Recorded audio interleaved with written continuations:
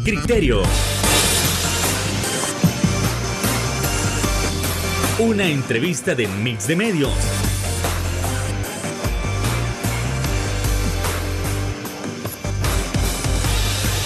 Que aborda frontalmente los problemas de El Salvador con los verdaderos protagonistas y plantea soluciones.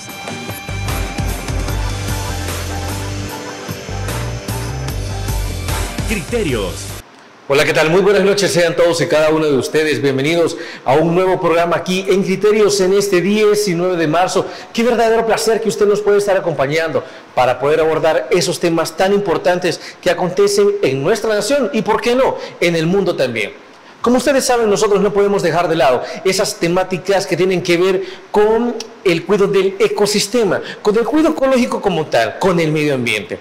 Y es que estos no solo son temas políticos, no solo son temas económicos, tiene que ver también con la aplicación de las teorías ambientales para saber lo que nosotros estamos viviendo. Actualmente estamos pasando por temperaturas sumamente altas y nuestro trabajo como tal es resolver, es averiguar si esto simplemente se debe a que nos estamos acercando más y más al punto central del verano, o es que esto tiene que ver con el calentamiento global. Bueno, hay que averiguarlo, pero eso y más con nuestro invitado especial. Estamos hablando del presidente del Centro Salvadoreño de Tecnología Apropiada, CESTA, el doctor Ricardo Navarro. Doctor, ¿qué tal? Buenas noches. Buenas noches, un gran gusto estar aquí de nuevo con usted. Hombre, qué verdadero placer, y precisamente vamos con ese primer punto sobre el análisis de estas olas de calor que estamos teniendo, que a veces usted puede poner el ventilador, como dicen, en el número 3, porque el calor es demasiado fuerte y a veces tiene que ir a mojar una toallita para ponérsela, porque resulta que ponerlo en el 3 no es suficiente en estos tiempos. Bueno, pero a fin de cuentas, ¿es natural o se debe al calentamiento global? Doctor. Mire, los climas siempre han cambiado, han variado, los estados del tiempo y todo, pero dentro de ciertos límites, ¿verdad? El planeta nuestro tenía una temperatura promedio, digamos hace un par de siglos, allá por 13.6 grados centígrados, en promedio planetario, ¿verdad? Y eso ha subido. Y lo que nosotros sentimos tiene que ver con causas locales y causas globales, ¿verdad? Entonces, a nivel planetario, ¿qué ha pasado? Estamos llegando ya a 15 grados centígrados promedio planetario, ¿verdad? Fíjense que en el año 2015, en París, fue la Convención Marco de las Naciones Unidas sobre el Cambio Climático. Fue la conferencia de las partes. Cada año hay una, ¿verdad? Pero ese año fue en París. Y se firmó un documento que se conoció como el Acuerdo de París, ¿verdad? Y entre otras cosas decía que había que luchar para que la temperatura del planeta no subiera más de 1.5 grados. ¿Eso no lo decía también el protocolo de Kioto? El protocolo de Kioto lo que decía estaba más concentrado en la concentración de gases de efecto invernadero.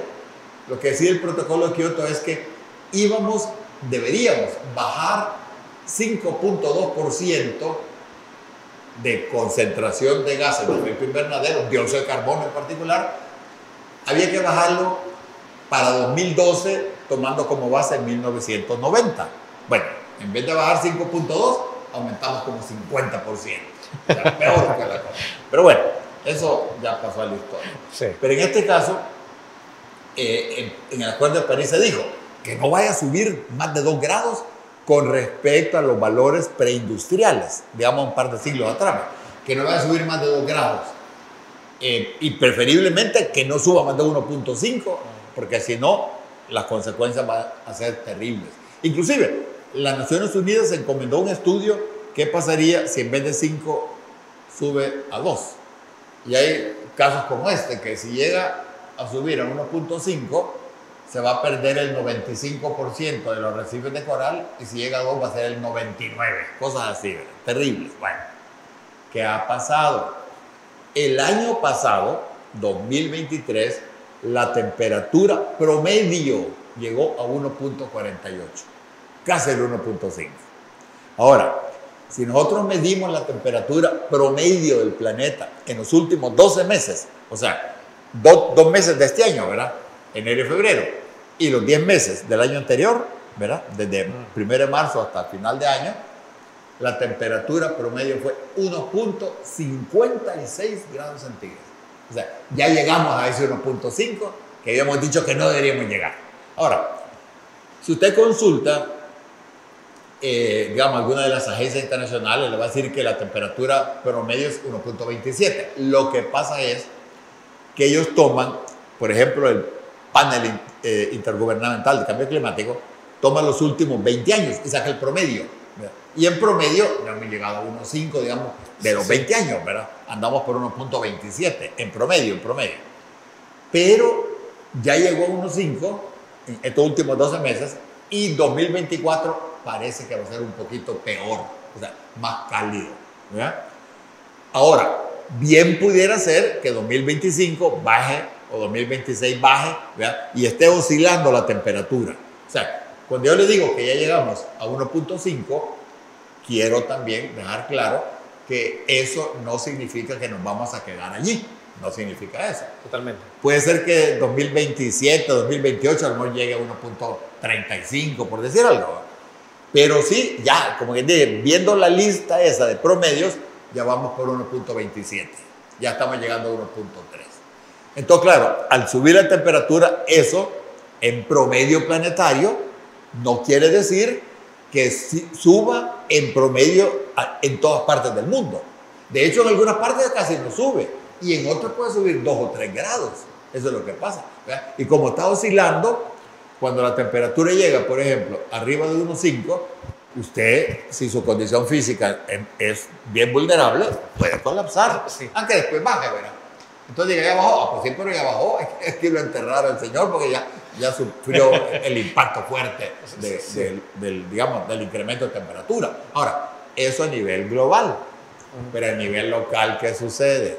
Mire, una cosa es la temperatura global, que es poco lo que El Salvador puede hacer, ¿verdad? Porque El Salvador, si usted calcula las emisiones de todo el planeta, es como el 0.0005. 0.00 algo por ahí.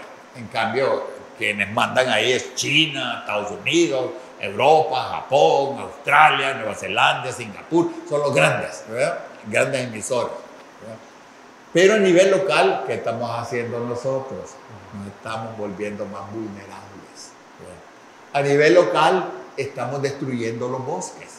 Los bosques mal que bien mantienen un poco el clima estable, ¿verdad? Un poquito, en algunos casos, un poquito menos, sí. pero los árboles ayudan. Pero ¿qué estamos haciendo nosotros aquí en El Salvador? Permitiendo las destrucciones. Las autoridades brillan por su ausencia, ¿verdad? Aquí cualquier persona que se le ocurra talar árboles, está bien, ¿verdad? O sea, yo entiendo que a veces un árbol que está mal puesto hay que talarlo, está bien, ¿verdad? O podarlo, porque a veces es peligroso, un árbol demasiado grande, inclinado, todo eso está bien. Pero aquí son extensiones y extensiones de tierra, ¿verdad? Hectáreas y hectáreas, que se continúan talando. Doctor, ¿qué pasa en el caso, y han comenzado a salir las primeras críticas a nivel medioambiental, de lo que será la nueva construcción en la carretera Los Chorros, el viaducto, donde mucho se ha mencionado, bueno, entonces, es necesario talar toda esa zona para poder tener una carretera digna en la cual ya no ocurren más accidentes de los que ahora se tienen? ¿Vale la pena ese impacto ambiental? Mire, es que ese es el problema de usted. El desarrollo, como lo hemos visto, se deja que camine, no hay planificación. No tenemos un ministerio en El Salvador que planifique esas cosas. Antes había un ministerio de planificación que algo trataba de hacer al respecto, pero de que lo cancelaron y nunca más lo volvieron a poner, esas cosas están así, ¿verdad? Cuando ya se ve el problema, que no caben los vehículos en la carretera esta de Los Chorros, entonces mira hacer otra carretera, ¿verdad? Pero mire, si nosotros fuéramos responsables en que si nos toca talar un árbol, sembráramos otro, la cosa podría más o menos, ¿verdad?, balancearse. Pero eso no es. Yo recuerdo, donde nosotros tenemos la oficina, ¿verdad?, queríamos hacer una construcción y nos dijo, bueno, tienen que plantar, no sé, eran 5 árboles. Nosotros hemos plantado como 30, ¿verdad? Porque claro, no es por quedar bien con el gobierno, es que nos ayuda el clima. Pero lo que le quiero decir es que nunca han llegado del ministerio, de ningún ministerio, a corroborar si es cierto que lo hicimos o no. Nunca. No monitorean nada, ¿me entiendes? Sí. Nosotros, ¿por qué hemos plantado árboles? Porque queremos un clima agradable. Usted va ahorita a las oficinas del CESTA, las va a encontrar llenos de árboles y usted puede estar donde esté el cemento y siente un clima agradable. O sea, lo hemos hecho por nosotros, pues. No es por quedar bien con el ministerio o cumplir una ley. No. Claro, por supuesto que hay que cumplir la ley, pero lo que quiero decir es que no es eso lo que nos ha motivado. Pero el asunto es que si nosotros hubiéramos querido seguir construyendo, hubiéramos tenido recursos para hacer un centro comercial ahí, nadie se hubiera dado cuenta, no hubiera importado nada, ¿verdad? Entonces, eso también muestra falta de responsabilidad de las autoridades en andar supervisando los procesos, ¿verdad? Hay que supervisar que la gente no destruya. Y por supuesto no solo las autoridades son responsables, también los grandes grupos corporativos, ¿verdad? Que tienen una extensión y lo único que ven es ver cómo hacer plata. Sí, claro. ¿Y qué es lo que más hacer plata? Hacer centros comerciales, ¿verdad? Para que la gente siga consumiendo y consumiendo. Eso es lo que les interesa mayormente a los grupos estos. Entonces yo creo que también es una responsabilidad de todos los ciudadanos que tenemos que tomar, ¿verdad? La responsabilidad en serio para no seguirnos destruyendo. Bueno, y es que hablando de esta desconexión que tiene el ministerio con respecto al resto de la población y de las instituciones, hay que analizar nuestra siguiente pausa comercial.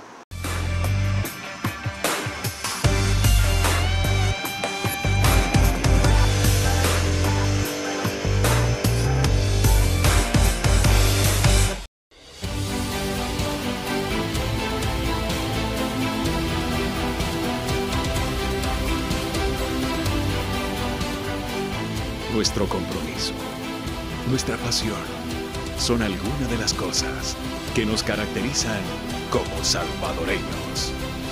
Farmacia La Buena, la farmacia de todos.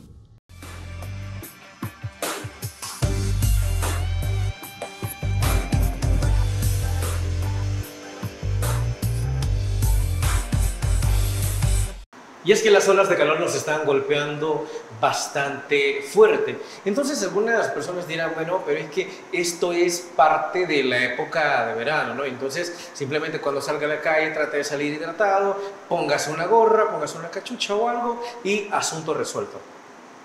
Pero ¿será que con esto nosotros ya podemos afrontar lo que son las olas de calor que cada año son más fuertes?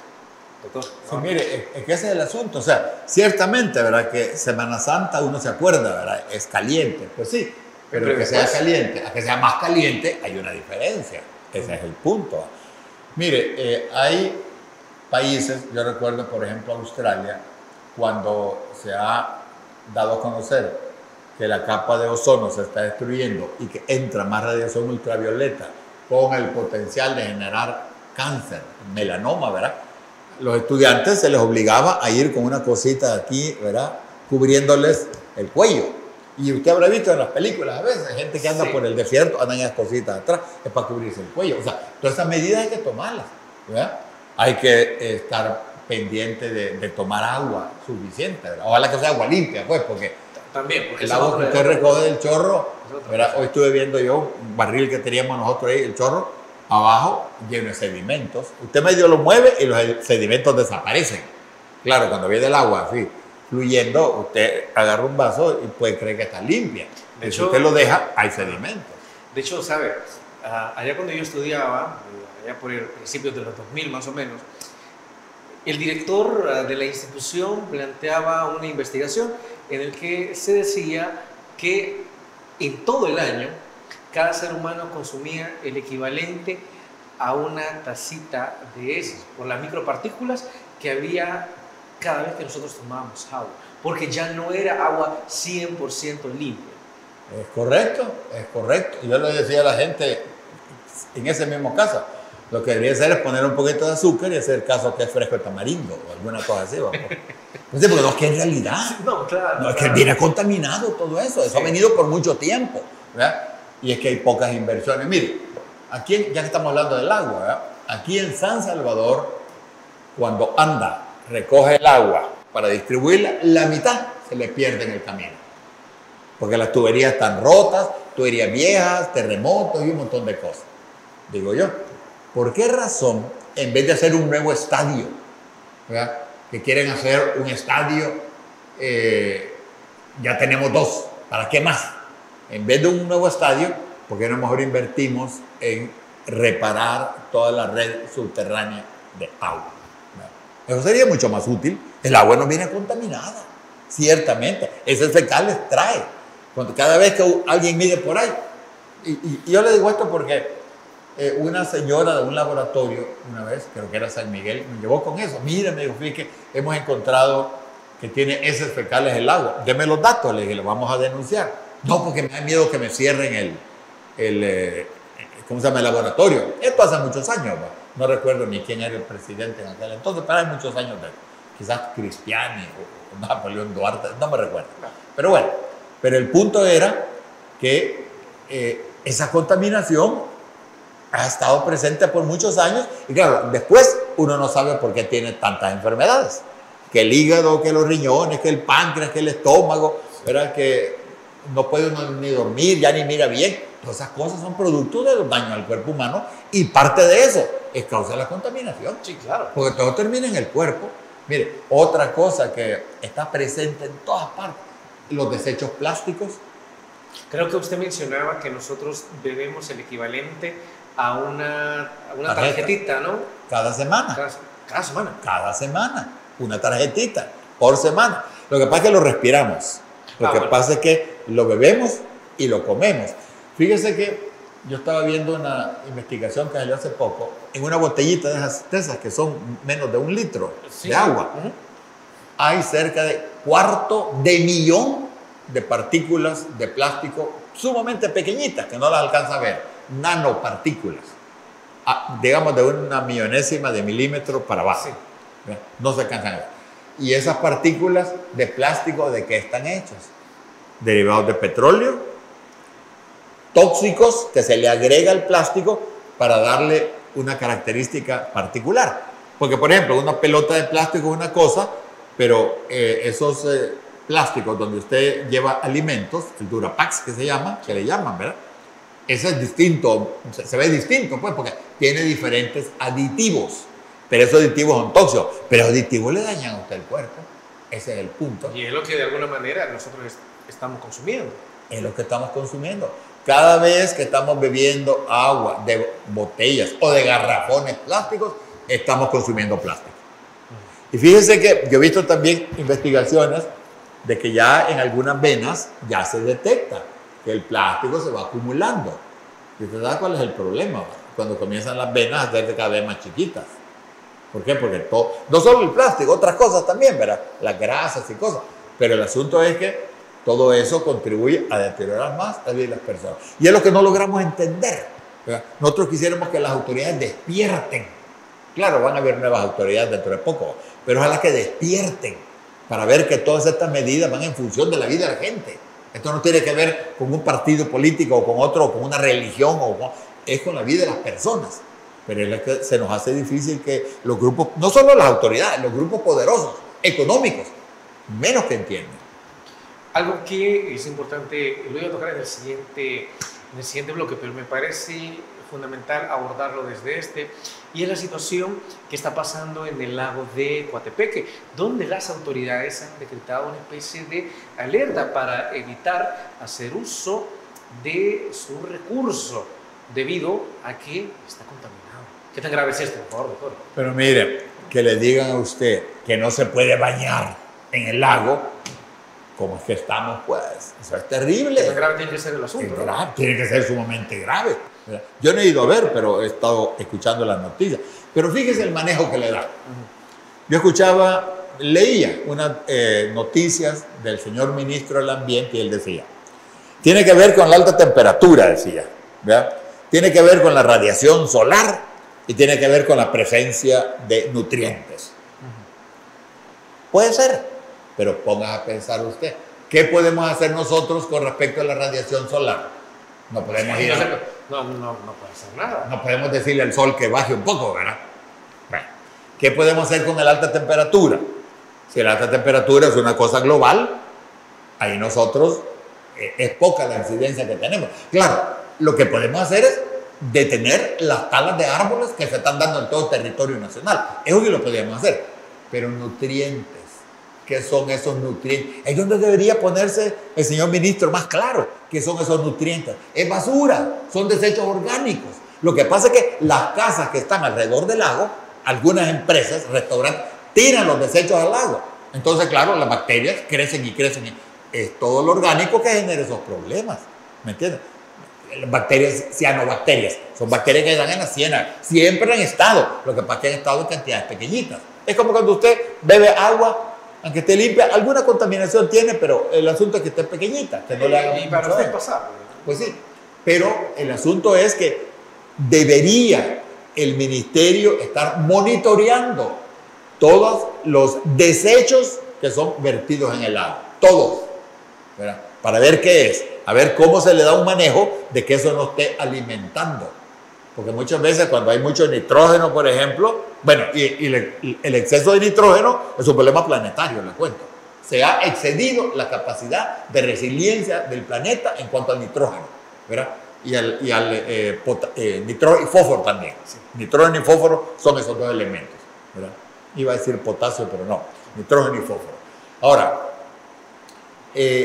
al no haber ningún monitoreo, cualquiera tira, por ejemplo, las aguas negras al río y no se da cuenta. Y no solo eso, el problema no es la contaminación, el problema es un abuso de los derechos humanos. ¿Sabe por qué? Vaya usted a Coatepeque, las viviendas han tirado los límites hasta el agua, eso es prohibido. La gente no se puede bañar. Para bañarse usted tiene que ir o a un restaurante o donde un amigo que tenga. Hay 2 lugares únicamente en Coatepeque donde puede bañarse públicamente la gente, pues así. 2 entraditas. Ah, sí. Sí, entraditas. Y son entraditas que no son fáciles, no creo usted que bonito. Mire, yo he ido a una de ellas y uno tiene que bajarse con cuidado para no caerse. Sí. Porque ahí, así, a veces de más de medio metro, verán los lugares. Inclusive, una empresa ahí le había dicho a la gente, porque hay unas casitas ahí, ¿verdad? De gente humilde que vive en una de las entradas, les había dicho que, vaya, si ustedes permiten que se cierre esta entrada, les vamos a hacer casitas mejores. La gente no aceptó, gracias a Dios. ¿Qué quiere decir? Están restringiendo el derecho que tenemos los salvadoreños y salvadoreñas a ir a bañarnos. O sea que en cierta forma están privatizando esa parte del lago. Si es que es prohibido, no, ellos no pueden detener, ellos no pueden obstaculizar el lugar de la playa, no pueden obstaculizarlo. Y las autoridades permiten eso. Bueno, y se habla que una pariente, decían, de las esposas del señor presidente, era dueña de una de las casas, de una de tantas, pues no es ella la única, ¿verdad? Ahí hay centenares de ranchitos. Son ranchitos bonitos, usted los mira, bueno, ya no son ranchos, son casas bien bonitas, ¿verdad? Y está bien, yo no tengo objeción que estén las casas bonitas ahí, pues sí, pero no pueden obstaculizar que la gente se bañe en esa zona, no pueden hacerlo, y lo hacen, y las autoridades lo saben, los alcaldes lo saben, ¿y por qué no detienen eso? El Ministerio del Ambiente lo sabe. El Ministerio del Ambiente se ha reunido, por ejemplo, con organizaciones ahí, Funda Coatepeque, creo que es una de ellas. Ellos saben. ¿Y por qué no lo detienen? No quieren pelearse con el gran capital. Eso es el punto. Y hablando de la situación del agua y de esta combinación con el calor, hay que analizar también qué tanto está siendo afectado nuestra más grande fuente de vida, como lo es el río Lempa. Eso después de la pausa comercial.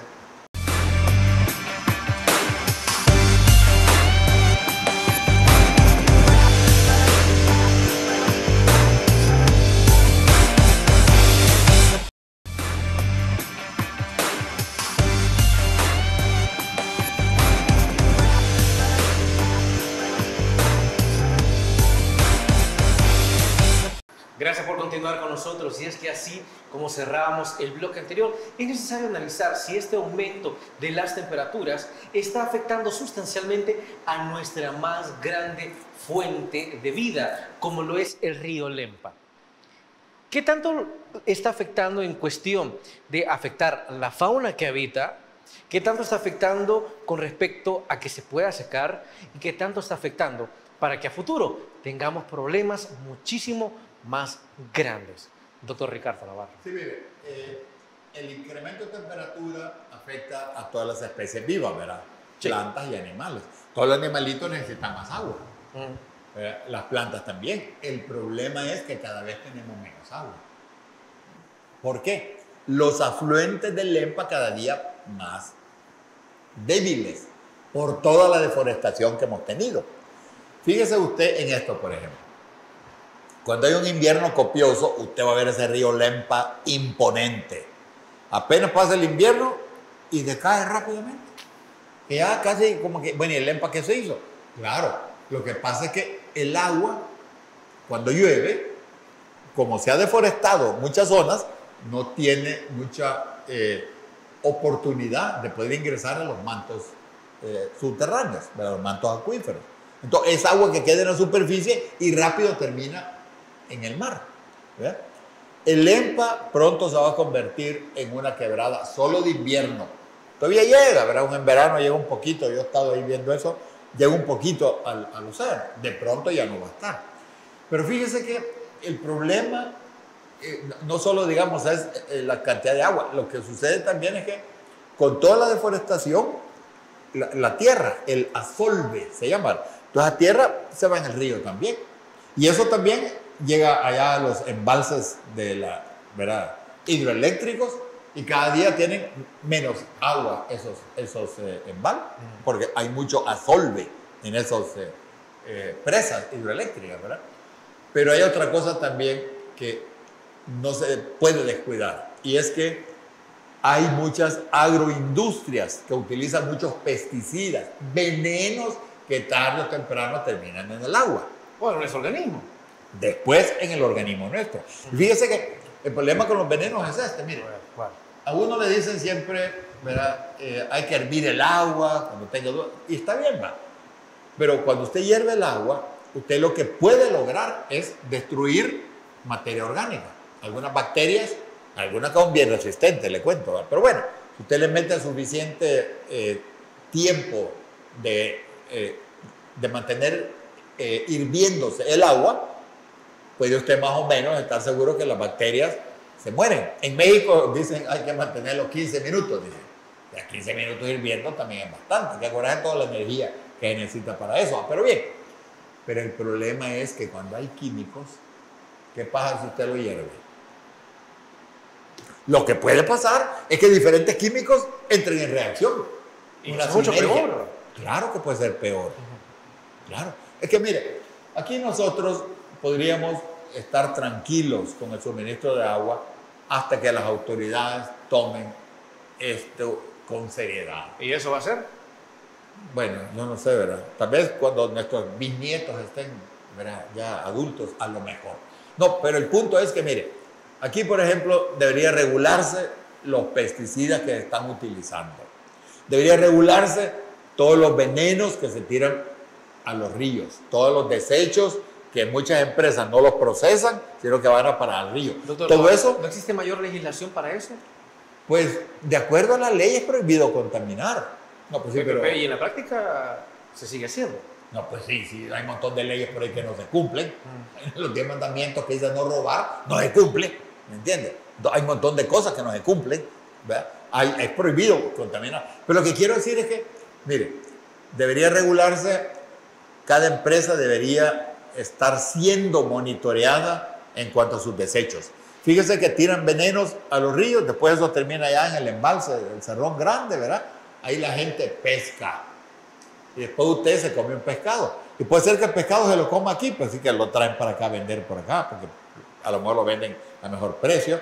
Y un pescado que ya traiga metales pesados en su cuerpo, no hay manera de que usted lo pueda detectar al comérselo. Puede ser que el cocinero haga una labor muy buena en preparar algo, ¿verdad? Lo va a sentir. Usted lo siente sabroso, pero no quiere decir que está sano el pescado. Puede que no tenga contaminación orgánica, que a lo mejor usted no va a terminar con una diarrea, pero va a terminar con cáncer. Eso sí puede pasar, ¿no? Exactamente, que no es lo mismo. Entonces, como tal, en la actualidad, usted comenta que las respectivas autoridades no están metiendo mano en beneficio de el río Lempa, bueno, y las diferentes cuencas que tenemos aquí en El Salvador. Ahora, también usted hablaba que tampoco mete mano con respecto a detener la deforestación. Pero, ¿qué ocurre en el caso contrario? ¿Qué tanto se le está echando mano a la reforestación? Claro, es que mire, lo que pasa es que lo ambiental lo ven como algo, pues sí, ¿verdad? Es bonito, ¿verdad?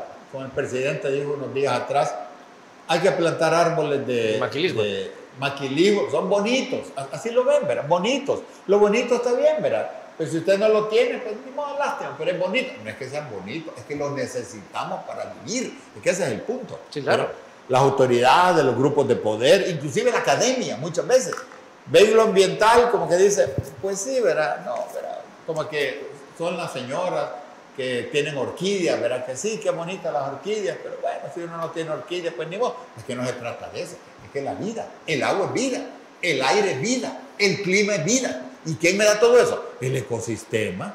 Yo no produzco, nadie produce agua en una fábrica. Sí, o sea, sí. En una fábrica lo que hacen es embotellarla y venderla, para otra cosa.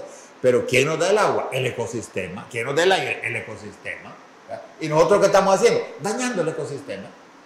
Entonces, claro, menos agua, aire más contaminado, alimentos contaminados, comiendo plástico todos los días. Sí, no. No es delicioso. Un clima que no se aguanta. Claro, no nos podemos nosotros sorprender si la misma humanidad está causando problemas.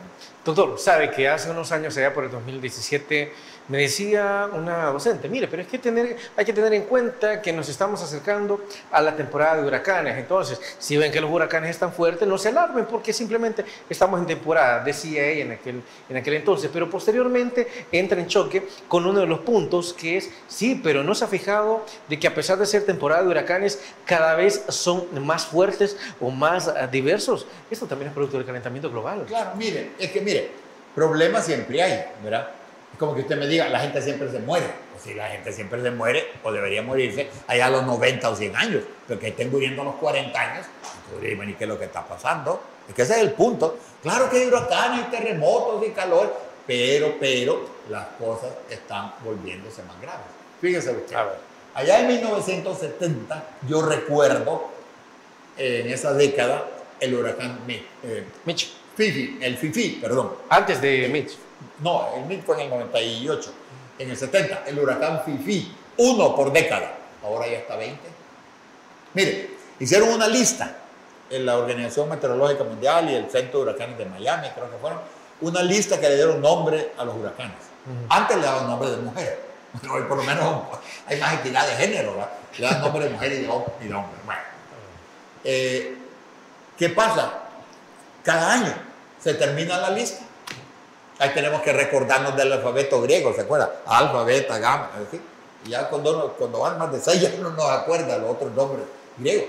¿Por qué? Hay más huracanes. Mire, los huracanes se están volviendo, por ejemplo, en el área del Caribe, que es donde más uno conoce los datos, en otras partes del mundo al ser igual, pero bueno, el área del Caribe se están volviendo más numerosos, se están volviendo más fuertes, se están volviendo más húmedos, con más agua, y se están volviendo más lentos.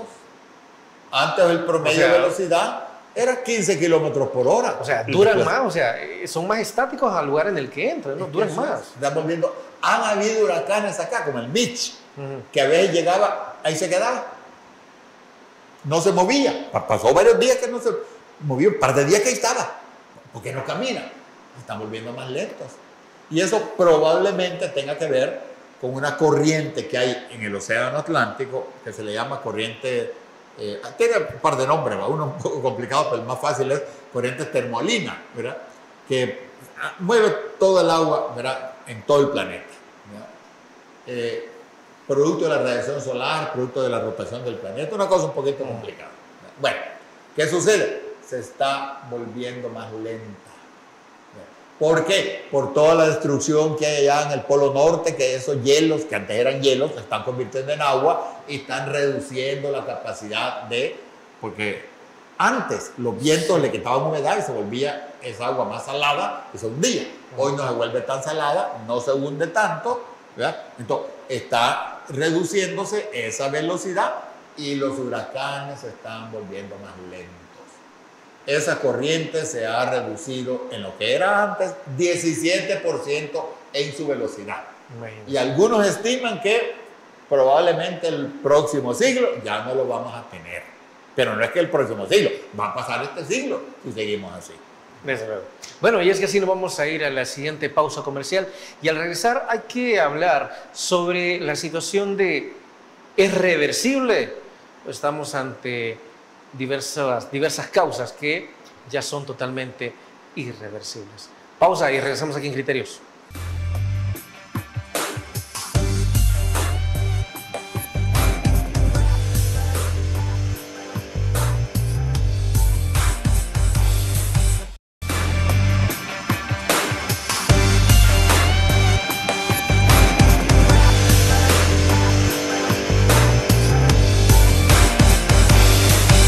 Así como cerramos el bloque número 3, hay que pensar si esta situación que estamos viviendo con respecto al calor, con respecto a nuestras fuentes de agua, al menos aquí en El Salvador, es una situación reversible o ya es irreversible. Y en caso de ser reversible, ¿qué es lo que nosotros como ciudadanos podemos hacer? Y qué es también lo que las autoridades, digamos, presidentes, diputados, alcaldes, pudieran hacer. Claro. Doctor. Mire, en el planeta hay límites de resiliencia, o sea, donde usted puede operar y la cosa puede revertirse. Sí. ¿Verdad? Hay un instituto en Estocolmo que se llama el Centro de Resiliencia que han hecho un mapa de eso. ¿verdad? Ahí ponen todos los diferentes forzamientos, todas las cosas que generan fuerza. Porque esto es producto de los últimos 2 siglos. Antes de los últimos 2 siglos, allá por 1700, hacia atrás, la humanidad estaba tranquila porque el clima, el ambiente, lo que le llaman el Holoceno, ahí estaba, ¿verdad? Sí.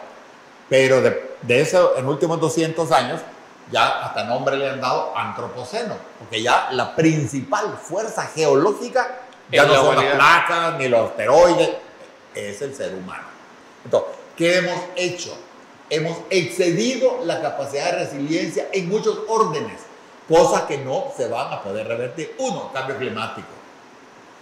Otro, el agua, el consumo de agua y la contaminación del agua.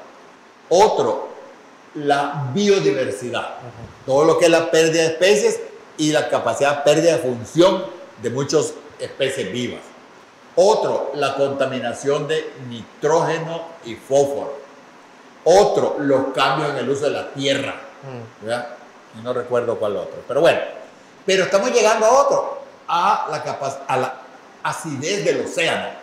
Y hay otros 2 que todavía, ¿verdad? El ozono, pues sí, lo arreglamos, ¿verdad? Pero parece como que está recuperándose, porque lo que destruye la capa del ozono, que era cloro, ¿verdad?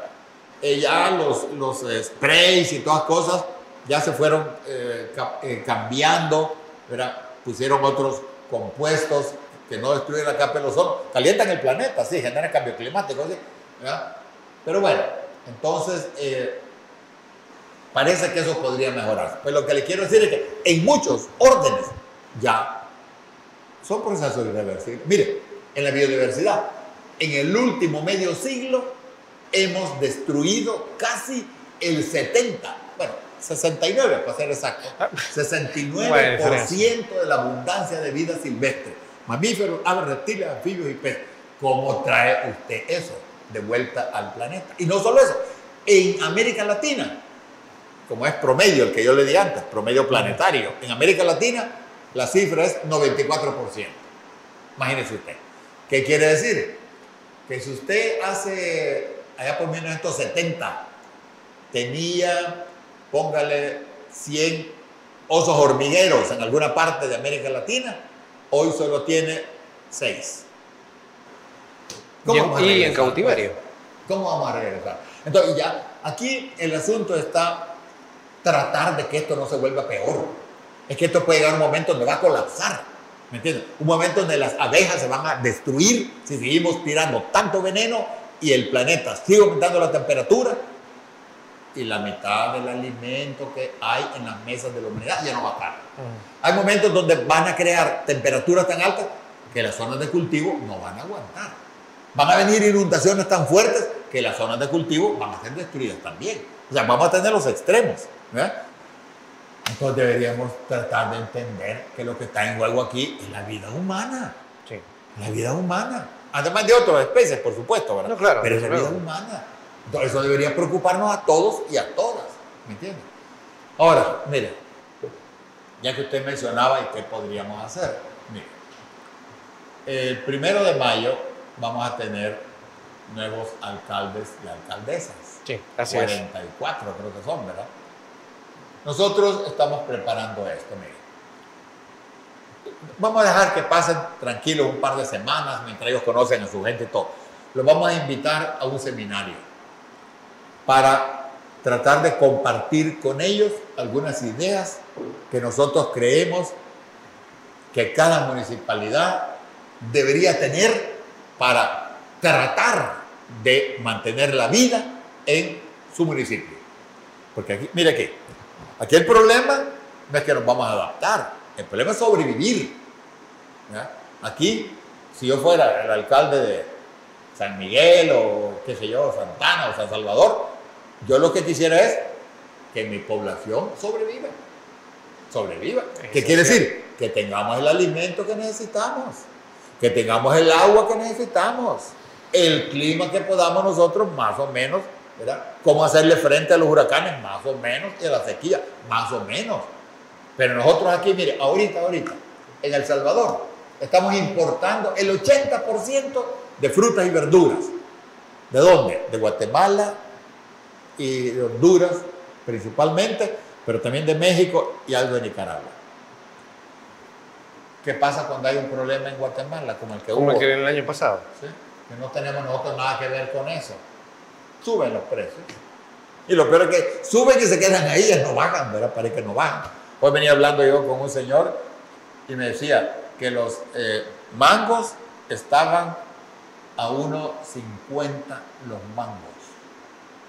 Cuando yo recuerdo hace unos 6 años, estaban a 4 o 5 por dólar. Hoy están a 1.50. Yo me acuerdo una vez porque platicamos, ¿verdad? Un señor donde trabajamos nosotros.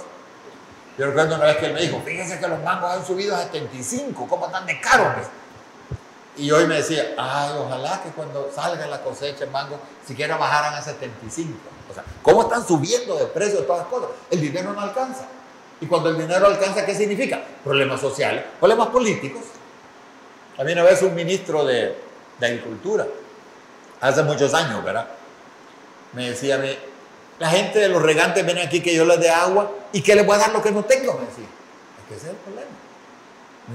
O sea, el asunto es que todos estos problemas de sobrevivir van a generar problemas políticos a quien esté en la autoridad. Los municipios van a tener evidentemente una serie de problemas, ¿verdad? Con los desechos sólidos.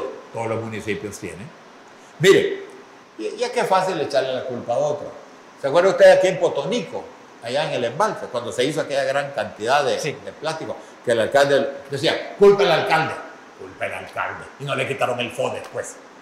Porque vieron en la asamblea voces deshonestas echándole la culpa al alcalde. Y más aún, más que al alcalde, los culpables son las corporaciones que producen todos esos desechables y hacen dinero produciendo esas cosas para vendérselo a la gente. ¿Me entiendes? Ellos son los principales responsables. Y las autoridades que no hacen nada por detener eso. Mire, ya lo hemos dicho varias veces. Hace año y medio presentamos nosotros a la Asamblea Legislativa, a la actual Asamblea Legislativa. Pero la directiva de la Asamblea Legislativa no ha querido pasar una propuesta para reducir y eventualmente prohibir en un par de años los plásticos desechables. ¿Cree usted que la Asamblea Legislativa actual, la directiva actual de Nuevas Ideas, cree que han tenido siquiera la dignidad de discutir eso? Nada. Ya no digamos rechazar. No han rechazado, no han discutido. Es decir, ni siquiera lo han leído. Atajos de irresponsables, eso es lo que son estos diputados y diputadas, atajos de irresponsables. Entonces, claro, eso va contra la vida de la gente. Están dañando la vida de esos correligionarios. Todos los miembros de ese partido están sufriendo la contaminación de plástico. Causa a los dirigentes de ellos. Eso es lo que está pasando. Okay. Entonces, como tal, usted menciona que un reto para los nuevos alcaldes y alcaldesas entrantes va a ser tratar de darle supervivencia a sus habitantes, tratarles de brindar la mejor calidad de vida posible a nivel ambiental. No, claro. Si yo fuera uno de ellos, yo diría, yo voy a tratar de que mis habitantes tengan vida y que la tengan en abundancia. Ese debería ser el objetivo, que tengamos vida y la tengamos en abundancia. ¿Ya? En abundancia. Pero acá, mire, cada día cuesta más la comida, cada día más calor, cada día el agua menos y más contaminada. Hay gente que dice, aquí el agua cae una vez por semana, imagínese usted.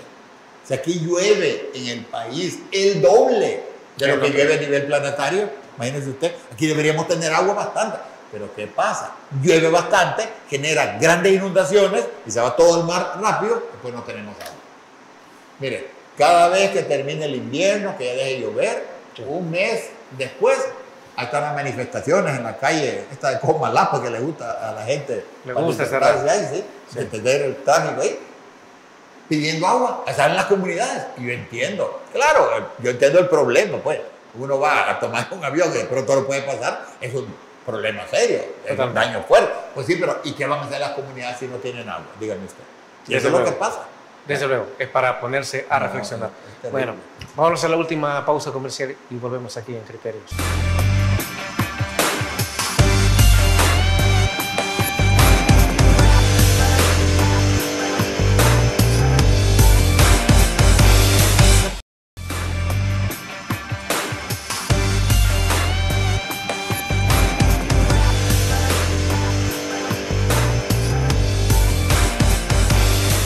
A fin de cuentas, desde el Centro Salvadoreño de Tecnología Apropiada, CESTA, se va a hacer algo en los próximos meses, se va a presionar para que se apruebe una ley, se va a entregar una nueva propuesta, van a haber alianzas que beneficien al ecosistema. Por favor, doctor. Sí, mire, nosotros siempre estamos, ¿verdad?, haciendo actividades, claro, todos los días, todas las semanas, pero, sí, como le decía, después de que tomen posesión, sí, los alcaldes y alcaldesas, los vamos a invitar. A ellos o a sus técnicos, ellos decidirán a quién mandan. Los queremos invitar para sugerirles una serie de medidas para tratar de darle vida a su población. ¿Qué podemos hacer con los desechos? Hay formas. Y yo sé que todos los alcaldes y alcaldesas van a decir, no tenemos dinero, hagámoslo sin dinero, que ese es el punto. Claro, sería interesante que el presidente le regresara el FODES a los alcaldes y alcaldesas. Eso sería fantástico.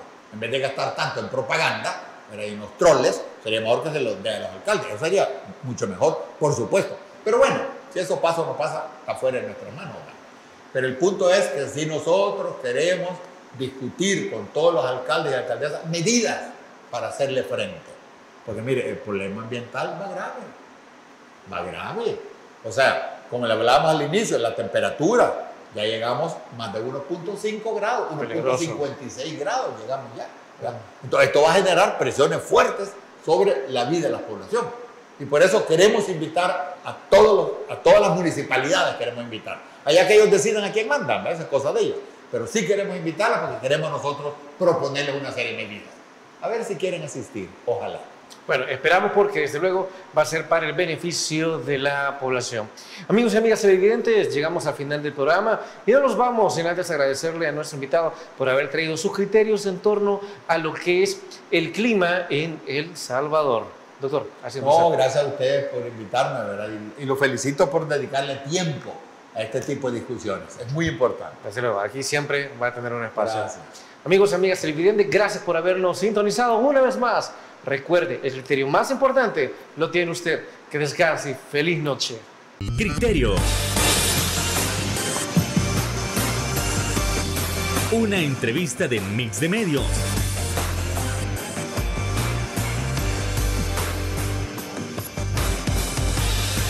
Que aborda frontalmente los problemas de El Salvador con los verdaderos protagonistas y plantea soluciones.